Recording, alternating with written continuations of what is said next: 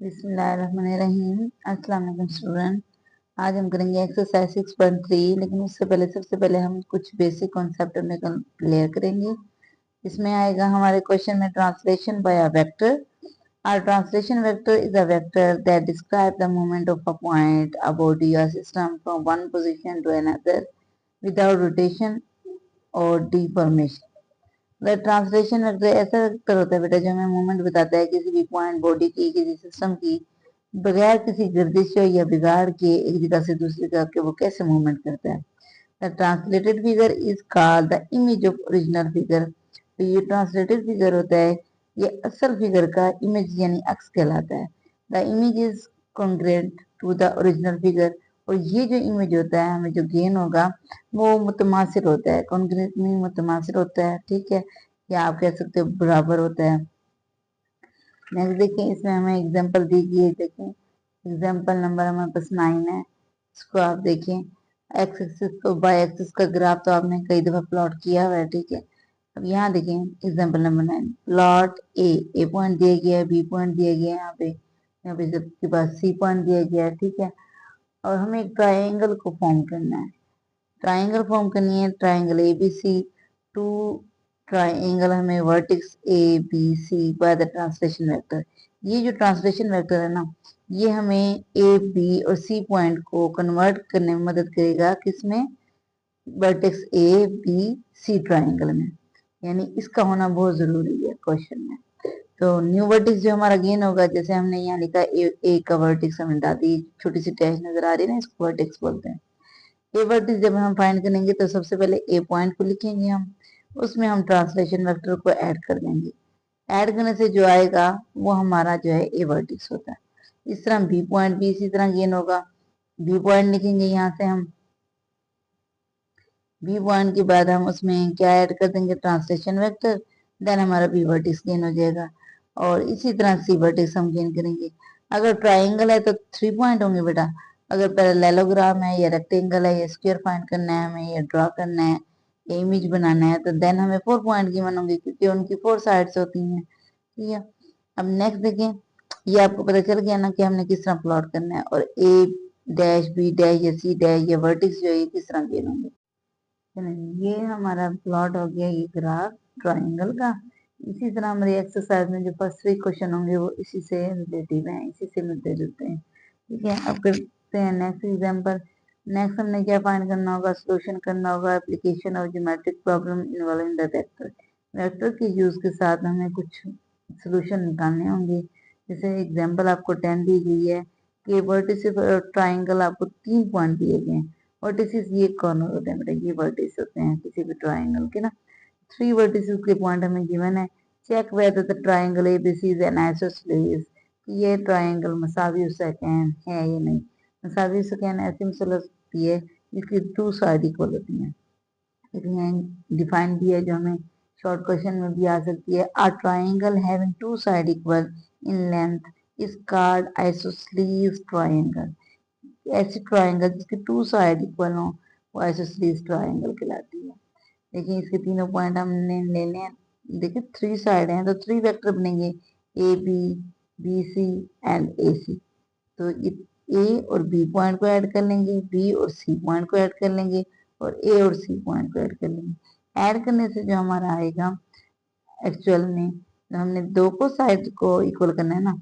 Left फर्ज करते हैं कि हमारा सपोज कर लेते हैं कि ए और बी जो है साइड इक्वल है, तो हम ए बी और बी सी वेक्टर को जस्ट आंसर को देखेंगे। ये देखेंगे दोनों साइड का आंसर सेम है ना, इसी का हमने मैग्नीट्यूड निकालना है। जब मैग्नीट्यूड निकालेंगे तो उसका जो आंसर होगा बेटे वो हमारा प्रूव कर देगा जब उसका आंसर इक्वल आएगा। देखिए फर्स्ट हमारा आई का आ गया, ये जे का नंबर आ गया, 3 और 4 निकला था ना, 3i 4j। तो इसका स्केल लेंगे, ये देखिए 5 बार आ गया। इस तरह बी और सी का भी 3 और 4 ही है। नेगेटिव का जस्ट 4 रहा, तो ये नेगेटिव भी देखिए यहाँ आगे प्लस हो गया, तो 5, ये 5 5 के इक्वल है, तो हमारे दोनों वेक्टर जो है वो इक्वल है, ये हमारा प्रूफ हो गया।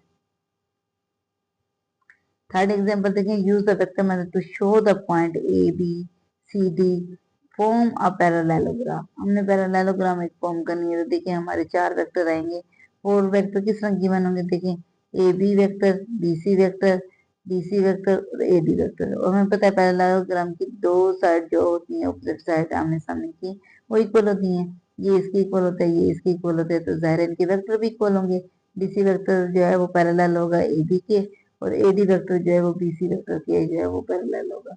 तो हमने जैसे इनके पहले पॉइंट जो गिवन है हमें, ए बी हम फाइंड कर लेंगे, ए और बी का पॉइंट प्लस कर लेंगे, बी और सी का पॉइंट, इस तरह बी और सी का, ए और डी का।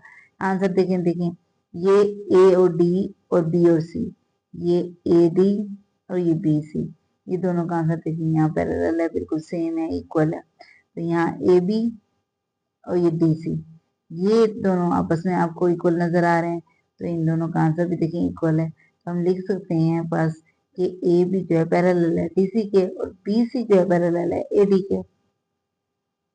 एग्जाम्पल नंबर देखिए 12 है, इसमें भी हमें दिया गया है। बाजू का पेपर में बच्चे एग्जाम्पल आ जाती है। देखिए, आप projectile is launch from the ground with initial velocity.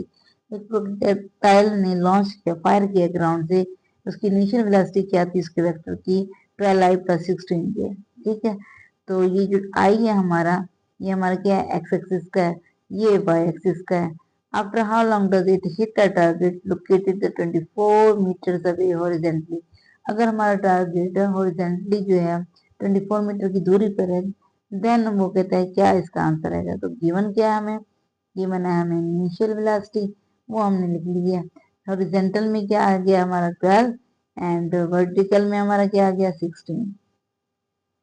अब हम मोशन की इक्वेशन इसमें डाल देंगे।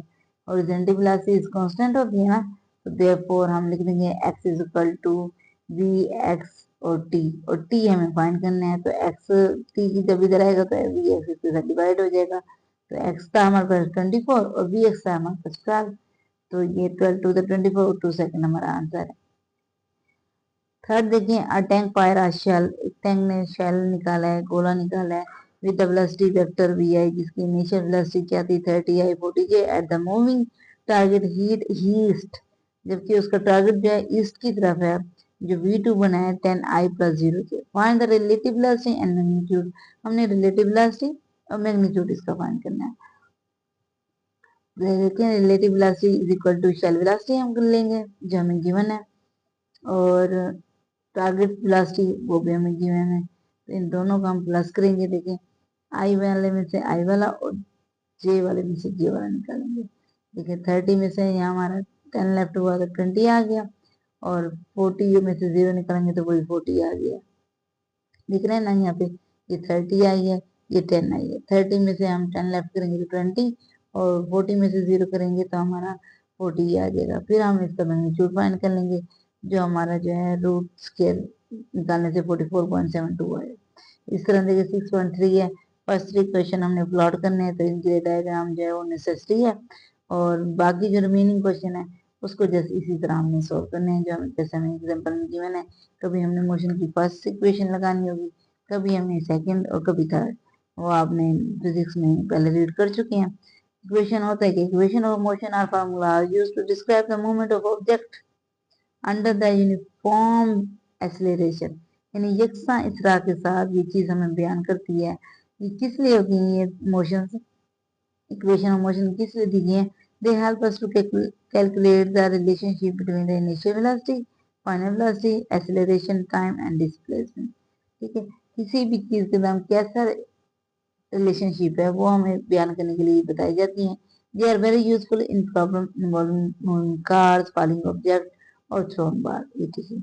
ठीक है, उम्मीद है आपको ये कॉन्सेप्ट क्लियर हो गए होंगे बेटे। मेरी वीडियो को लाइक और सब्सक्राइब कीजिएगा। जज़ाकल्लाह।